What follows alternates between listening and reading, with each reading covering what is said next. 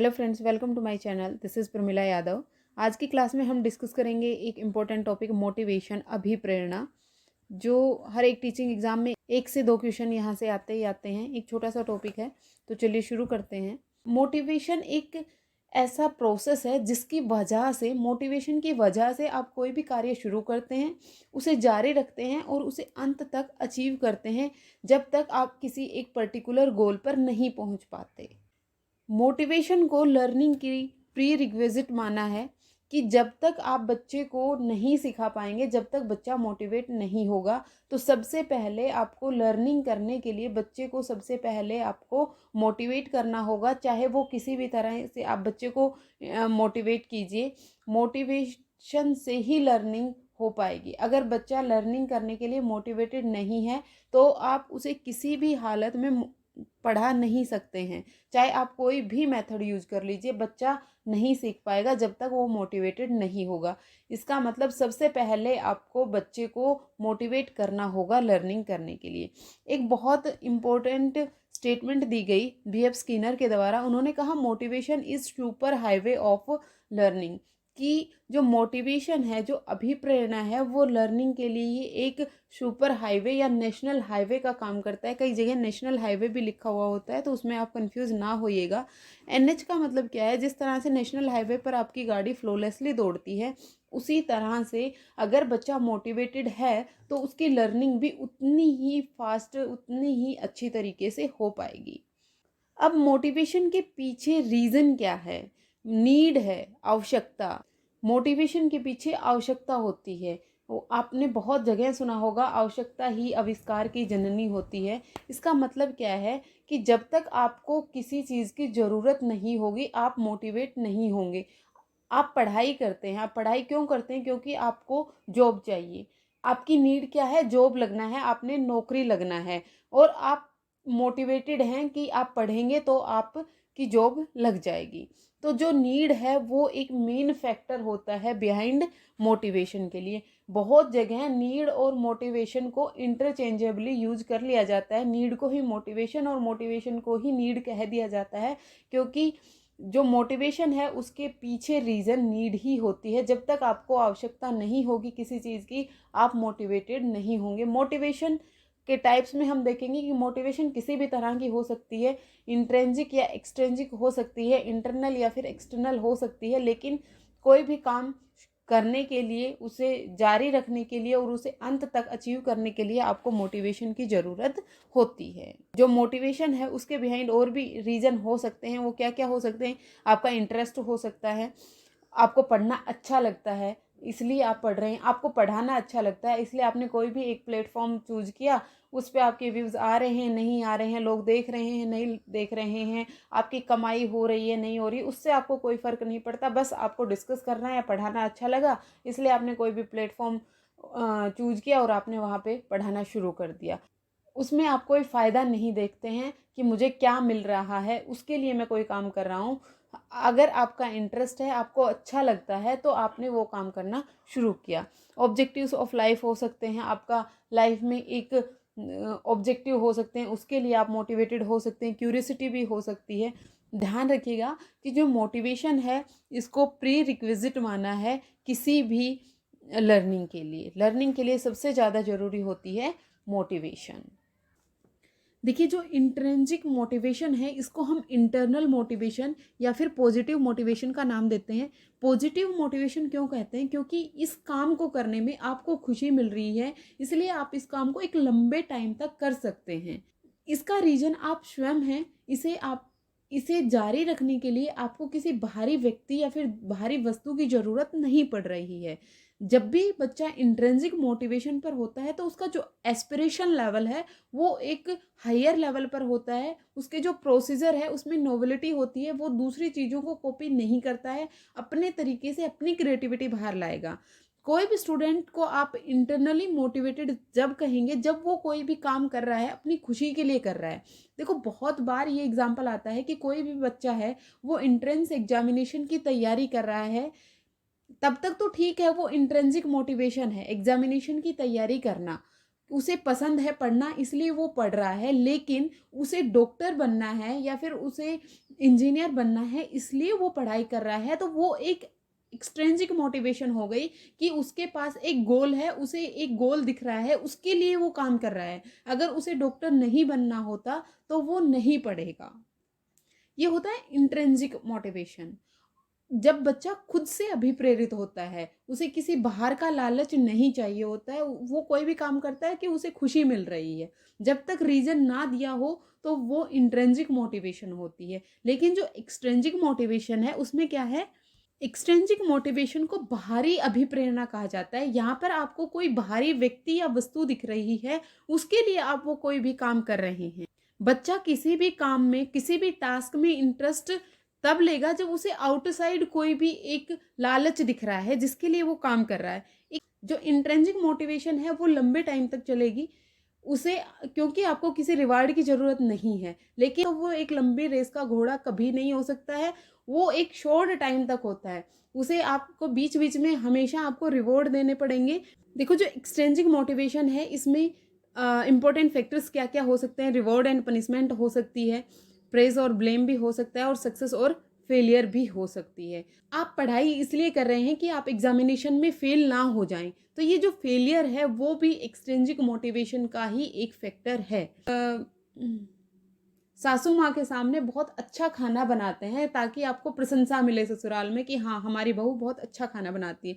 ये आपकी प्रशंसा के लिए एक्सट्रिंसिक मोटिवेशन हो गई। आप कोई भी रिवॉर्ड पाना चाहते हैं या फिर आप पनिशमेंट से बचना चाहते हैं, ये सब एक्सट्रिंसिक मोटिवेशन के फैक्टर होते हैं। एक्सट्रिंसिक मोटिवेशन को आपने बहुत ध्यान से यूज करना चाहिए क्योंकि वो इंट्रिंसिक मोटिवेशन के पोटेंशियल को डिक्रीज कर देता है, आंतरिक अभिप्रेरणा के पोटेंशियल को कम कर देता है। होपफुली टाइप्स ऑफ मोटिवेशन आपके क्लियर हो गए होंगे। इंट्रिंसिक को हम इंटरनल भी बोलते हैं, आंतरिक भी बोलते हैं और पॉजिटिव मोटिवेशन भी बोलते हैं। इंट्रिंसिक मोटिवेशन है, it is an and in itself, ये स्वयं में ही अंत है। इसका रीज़न आप खुद होते हैं, आपको कोई चीज़ें पसंद हैं इसलिए आप वो काम कर रहे हैं। एक्सट्रिंसिक मोटिवेशन को हम एक्सटर्नल या फिर बाहरी या फिर नेगेटिव मोटिवेशन भी कहते हैं। एक्सट्रिंसिक मोटिवेशन के थ्रू आप कोई काम करते हैं कोई रिवार्ड पाने के लिए कि मुझे वापस में क्या मिलेगा। देखिए दो बच्चे खेल रहे हैं, इन दोनों बच्चों में से एक बच्चा है वो ट्रॉफी के लिए खेल रहा है कि उसने ट्रॉफी मिलनी है, ये एक्सट्रिंसिक मोटिवेशन हुआ। इसे बाहर दिख रहा है कि उसे क्या चाहिए, दूसरा खेल रहा है कि उसे खुशी मिल रही है, वो अपने इंटरेस्ट अपने फन के लिए खेल रहा है। तो एक्सट्रिंसिक और इंट्रिंसिक मोटिवेशन का होपफुली आपको डिफरेंस समझ में आ गया होगा। जिसका रीज़न आप स्वयं होते हैं वो इंट्रिंसिक मोटिवेशन होती है। एक्सट्रिंसिक मोटिवेशन जहाँ पर आपको कोई बाहरी कारण दिख रहा हो, वो बाहरी कारण कोई भी रिवॉर्ड हो सकता है या फिर आपका नेम हो सकता है, फेम हो सकता है, इन सब चीज़ों के लिए जब आप कोई कार्य कर रहे हैं तो वो एक्सट्रिंसिक मोटिवेशन होती है। नेक्स्ट है साइकिल ऑफ मोटिवेशन। देखिए यहाँ से बहुत बार क्वेश्चन पूछा जाता है साइकिल ऑफ मोटिवेशन से। जो साइकिल ऑफ मोटिवेशन है इसमें टोटल 6 स्टेप्स होते हैं। कौन कौन से स्टेप्स होते हैं?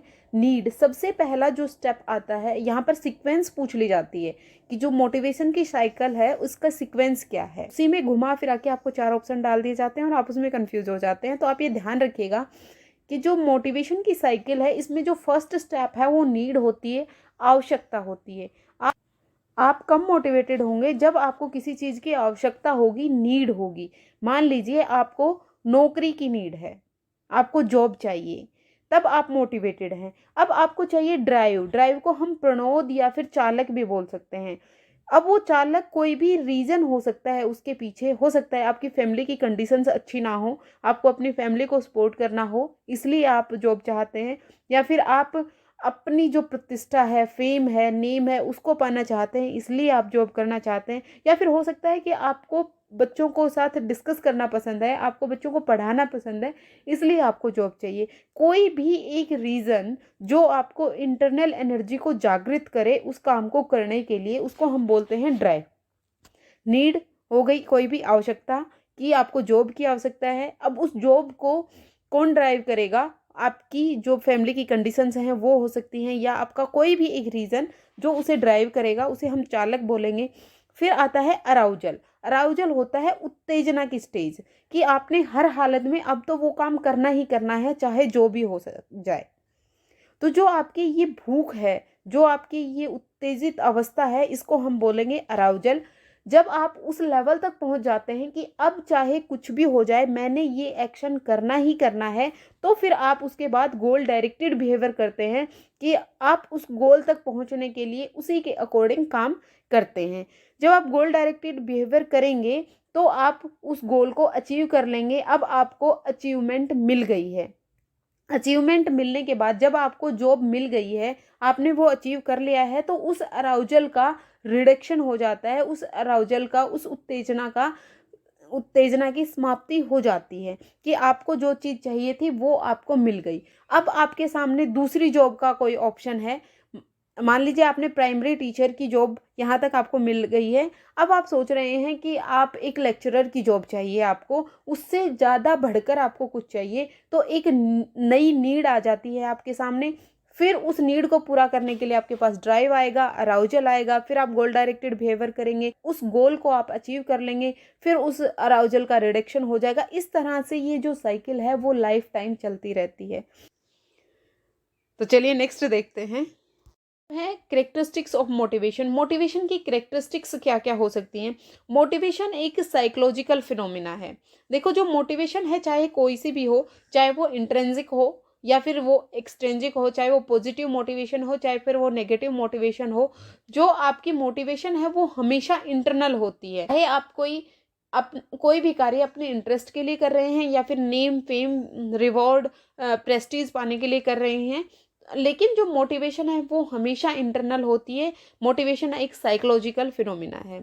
मोटिवेशन नीड्स पर बेस हो सकती है, वो आपकी नीड कोई भी हो सकती है, चाहे वो नीड आपकी एक्सट्रिंसिक हो, चाहे फिर वो इंट्रिंसिक हो, चाहे आप नेम फेम पाना चाहते हैं, चाहे आप अपनी फैमिली की ज़रूरतें पूरा करना चाहते हैं, नीड कोई भी हो सकती है। Goals are the motivators.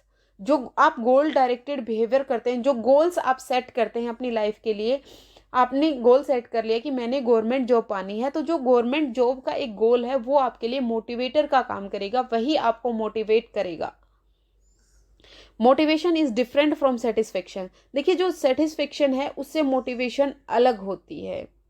Motivation और सेटिस्फेक्शन को बहुत से लोग एक ही चीज़ लेकर चलते हैं, लेकिन जो मोटिवेशन है वो किसी भी कार्य को शुरू करने, जारी रखने और उसे अंत तक अचीव करवाने के ज़रूरी होती है। लेकिन जब आप में सेटिस्फेक्शन आ जाता है तो आप उससे ज़्यादा आप मोटिवेटेड नहीं रह सकते हैं। आप उस स्टेज को ही फाइनल मान लेते हैं, उसके बाद आप कोई बिहेवियर करते ही नहीं है, कोई इंटरनल एनर्जी आप में बाकी नहीं रहती कि आप कोई भी गोल डायरेक्टेड बिहेवियर करें। जो मोटिवेशन है वो एक कंटिन्यूस प्रोसेस है। अभी हमने ये साइकिल समझी, जो मोटिवेशन की साइकिल है, कि पहले आप में नीड आएगी, फिर ड्राइव आएगा, फिर अराउजल आएगा, फिर आप गोल डायरेक्टेड बिहेवियर करेंगे, फिर आप अचीवमेंट पहुंचेंगे, फिर उसके बाद आपकी जो अराउजल है उसका रिडक्शन हो जाएगा। इस तरह से जो ये मोटिवेशन का साइकिल है वो कंटिन्यूअस है। व्यक्ति अपनी लाइफ में कभी भी संतुष्ट नहीं होता है। एक ज़रूरत उसने पूरी की तो फिर उसके बाद वो दूसरी ज़रूरत को पूरा करता है, फिर तीसरी को करता है। लाइफ टाइम उसकी मोटिवेशन है वो कंटिन्यूसली चलती रहती है, कभी भी समाप्त नहीं होती हैं व्यक्ति की ज़रूरतें। जब तक व्यक्ति की ज़रूरतें समाप्त नहीं होंगी तो व्यक्ति का जो मोटिवेशन है वो भी कभी भी ख़त्म नहीं होगा। अब है टेक्निक्स ऑफ मोटिवेशन। मोटिवेशन की टेक्निक्स क्या क्या होती हैं। फर्स्ट टेक्निक है रिवॉर्ड एंड पनिशमेंट। देखिए, कोई भी बच्चा या फिर कोई भी व्यक्ति कोई भी काम जब करता है, जब वो अगर कोई भी व्यक्ति या बच्चा रिवॉर्ड पाने के लिए या फिर पनिशमेंट से बचने के लिए भी मोटिवेटेड हो सकता है। स्टूडेंट अपना बेस्ट इसलिए देते हैं कि उन्हें रिवॉर्ड पाना है। हम छोटे बच्चों को देखते हैं, हम छोटे बच्चों को बोलते हैं कि अगर आपने 10/10 मार्क्स लिए तो आपको मैं टॉफ़ी दूंगी। तो बच्चे को वो जो टॉफ़ी है वो बच्चे के लिए रिवॉर्ड का काम करेंगी। बच्चा उस टॉफ़ी को पाने के लिए मेहनत करेगा और 10/10 मार्क्स लेके आएगा। ये है रिवॉर्ड पाने के लिए। आपने बच्चे को बोला कि आप दूध पी लीजिए, फिर आपको मैं चिप्स दूंगी, तो बच्चा दूध वो चिप्स पाने के लिए पीता है। वो चिप्स एक रिवॉर्ड का काम करता है बच्चे के लिए। जब भी आप बच्चे को रिवॉर्ड या फिर पनिशमेंट दे रहे होते हैं तो आपने बहुत ध्यान रखना होता है कि जो रिवॉर्ड का अमाउंट होता है वो लेवल ऑफ परफॉर्मेंस पर बेस्ड होना चाहिए। अगर बच्चा बहुत बेहतर परफॉर्मेंस कर रहा है तो उसे थोड़ा सा अच्छा रिवॉर्ड दे दीजिए। अगर बच्चा थोड़ा लो परफॉर्मेंस दे रहा है तो उसे कम रिवॉर्ड दीजिए, ताकि बच्चा और मेहनत करे उस अच्छे रिवॉर्ड को पाने के लिए। और सबसे ज़रूरी बात कि बच्चे को उस रिवॉर्ड की वैल्यू पता होना चाहिए, कि आप बच्चे को कोई रिवॉर्ड दे रहे हैं और बच्चे को उसकी वैल्यू पता ही नहीं है। देखो, रिवॉर्ड का काम ज़रूरी नहीं है सिर्फ टॉफ़ी हो। जब आप बच्चे का होमवर्क चेक कर रहे होते हैं तो उसमें अगर आपने गुड डाला तो बच्चे के लिए वो एक मोटिवेटर का काम करेगा। बच्चा सोचेगा कि हाँ, आज मेरी मैम ने मुझे गुड दिया, मैं और अच्छा करूँगी ताकि मुझे एक्सीलेंट मिल पाए। तो वो एक मोटिवेटर का काम करता है। अगर बच्चे ने ठीक ठाक काम किया है तो आप उसे गुड दीजिए, अगर आपने बच्चे ने बहुत अच्छा काम किया है तो आप उसे एक्सीलेंट दीजिए। तो बच्चे की जो लेवल ऑफ परफॉर्मेंस है उसके बेस्ड पर आप रिवॉर्ड दीजिए बच्चे को, वही बच्चे के लिए एक अच्छे मोटिवेटर का काम कर पाएगा। और जो पनिशमेंट है वो भी देते हुए आपने ध्यान रखना है कि आपने कोई पार्शियलिटी नहीं करनी है। जितने भी लोग गलती कर रहे हैं सबको आप पनिशमेंट देंगे। आप ऐसा नहीं करेंगे कि आपने एक बच्चे को पनिशमेंट दे दी और दूसरे बच्चे को आपने पनिशमेंट नहीं दी। ये चीज़ें बच्चे में एक बहुत नेगेटिव इफेक्ट डालती हैं। जो पनिशमेंट है वो कभी भी रेगुलर नहीं होनी चाहिए कि बच्चे ने कोई भी गलती की और आपने उसकी धुनाई कर दी। तो अगर आपने बच्चे को रेगुलर पनिशमेंट देना शुरू कर दिया तो बच्चा उस पनिशमेंट का हैबिचुअल हो जाता है। उसे आदत हो जाती है कि ठीक है, मुझे मार तो पड़नी है ही, तो मैं नहीं पढ़ता हूँ, मैं मार ही खा लूँगा। बच्चा फिर वो नेगेटिव चीज़ें बच्चे के दिमाग में बैठ जाती हैं और वो जीवन भर नहीं निकल पाती हैं। इसलिए जो रिवॉर्ड या पनिशमेंट जब भी आप बच्चे को देंगे तो आप ये ध्यान रखेंगे कि बच्चे को उसकी अकॉर्डिंग ही उसे रिवॉर्ड या पनिशमेंट दिया जाए। अगर बच्चा बहुत अच्छी परफॉर्मेंस दे रहा है तो उसे आप अच्छा रिवॉर्ड दीजिए। अगर बच्चा गलती कर रहा है तो उसे आप पनिशमेंट दीजिए, लेकिन पनिशमेंट कभी भी रेगुलर नहीं होनी चाहिए। आप बच्चे को कभी भी फिजिकल या मेंटली पनिशमेंट नहीं देंगे। जो एनसीएफ है वो बच्चे को पनिशमेंट देने के लिए बिल्कुल मनाही करता है कि आप बच्चे को बिल्कुल भी पनिशमेंट नहीं देंगे। पनिशमेंट का तरीका हो सकता है कि आप उसका होमवर्क बढ़ा दीजिए, बच्चे को आप ज़्यादा होमवर्क दीजिए, ये एक पनिशमेंट हो सकता है। ऐसा नहीं है कि आप बच्चे को फिजिकली या मेंटली टॉर्चर करेंगे। नेक्स्ट टेक्निक देखते हैं मोटिवेशन की, प्रेज और ब्लेम। प्रेज और ब्लेम में क्या होता है, जब भी आप बच्चे की प्रशंसा करते हैं, जब बच्चे ने कोई भी सक्सेस अचीव की, अगर बच्चे ने क्लास में 10/10 मार्क्स लिए तो आपने बच्चे की प्रशंसा की, वाह शाबाश आपने बहुत अच्छा किया, तो ये चीज़ है, ये बच्चे को मोटिवेट करेगी कि वो अगले जो एग्ज़ाम है उसमें और बेहतर तरीके से कर पाए। जो प्रशंसा आप बच्चे की कर रहे हैं वो हमेशा एक चेंजिंग रेशियो और शेड्यूल में होने चाहिए। अगर आप बच्चे को कंटिन्यूसली बच्चे की प्रशंसा कर रहे हैं, वाह तू तो बहुत अच्छा है, अगर आप उसकी कंटिन्यूसली प्रशंसा कर रहे हैं, हमेशा आप उसको गुड या एक्सीलेंट दे देते हैं उसकी नोटबुक में, तो बच्चा उस चीज़ का हैबिचुअल हो जाएगा। उसे फिर प्रेज से कोई फर्क नहीं पड़ेगा कि टीचर ने उसकी प्रशंसा की है।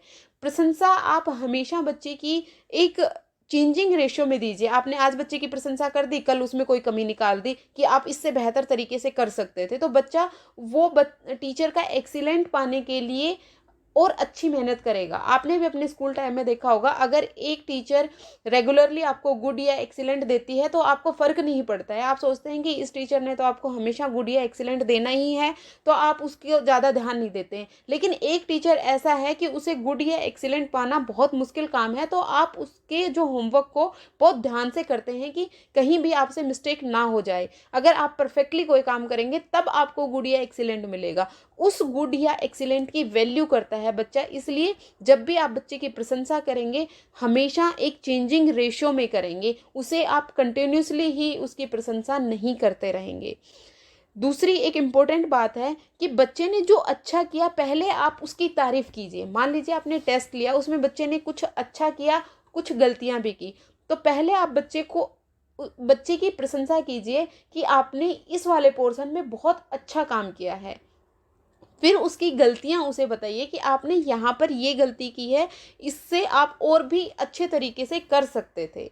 ऐसा नहीं करेंगे कि टेस्ट में 2 नंबर कट गए हैं और उसके 2 डंडे लगा दिए और फिर आप उसे कह रहे हैं कि हाँ आपने वो अच्छा किया था, तो वो एक मोटिवेटर का काम नहीं करेगा। तो सबसे पहले आपने बच्चे की प्रशंसा करनी है कि आपने इस पोर्शन में बहुत अच्छा किया, लेकिन आप यहाँ पर भी बहुत अच्छा कर सकते थे। ये बच्चे के लिए एक मोटिवेटर का काम करेगा। बच्चा नेक्स्ट एग्जाम में और अच्छी तरीके से तैयारी कर पाएगा। नेक्स्ट टेक्निक देखते हैं, सक्सेस और फेलियर। सक्सेस और फेलियर भी एक मोटिवेशन की टेक्निक है। जो सक्सेस है वो एक सेल्फ कॉन्फिडेंस क्रिएट करती है। मान लीजिए आपने सीटेट का एग्ज़ाम दिया, आपने सीटेट का एग्ज़ाम क्वालिफाई कर लिया, तो वो आप में एक सेल्फ कॉन्फिडेंस क्रिएट करता है केवीएस, डीएसएसबी या एनवीएस की तैयारी करने के लिए। इसलिए जो सक्सेस है वो बच्चे में सेल्फ कॉन्फिडेंस क्रिएट करेगी और सक्सेस के चांसेस हैं उनको इंक्रीज करेगी। इसी तरह से जो फेलियर है वो भी एक मोटिवेटर का काम कर सकती है। वो फेलियर को एज ए चैलेंज लेगा कि मैं कैसे फेल हो सकता हूँ, मैं ये कर सकता हूँ, मुझे ये करना ही है। तो जो फेलियर है वो भी एक मोटिवेटर का काम कर सकती है। जो सक्सेस और फेलियर है वो दोनों ही मोटिवेटर का काम करेंगी। एक टीचर का काम है कि बच्चे को उस धारा में प्रोवाइड करना कि आप सक्सेस और फेलियर दोनों बच्चा मैनेज कर पाए। सक्सेस को भी एज ए सेल्फ कॉन्फिडेंस ले कि सक्सेस को भी वो सेल्फ कॉन्फिडेंस को इंक्रीज करने के लिए ले। ऐसा नहीं है कि वो सक्सेस का भूत अपने सर पर सवार करके बैठ जाए कि वो तो कुछ भी कर सकता है। उससे जो उसकी लर्निंग है वो कम होना शुरू हो जाती है। और फेलियर में भी बच्चा ये ना समझ के बैठ जाए कि वो तो किसी लायक है ही नहीं, वो तो कुछ कर ही नहीं सकता है। फेलियर को भी बच्चे को एज ए चैलेंज लेना चाहिए कि मैं कैसे फेल हो सकता हूँ, मैं तो ये काम बहुत बेहतर तरीके से कर सकता हूँ। इसलिए मोटिवेशन की लर्निंग में बहुत ज़्यादा ज़रूरत होती है। मोटिवेशन में लर्निंग क्या है? लर्निंग एक प्री रिक्विजिट है। बच्चे को जब भी आपने पढ़ाना है, पहले आप बच्चे को मोटिवेट कीजिए, बच्चे को पढ़ने के लिए तैयार कीजिए, तभी बच्चा पढ़ पाएगा। होपफुली मोटिवेशन का टॉपिक आपका क्लियर हो गया होगा। अगर आपको वीडियो पसंद आई तो आप वीडियो को शेयर एंड लाइक कर सकते हैं। Thank you and have a nice day.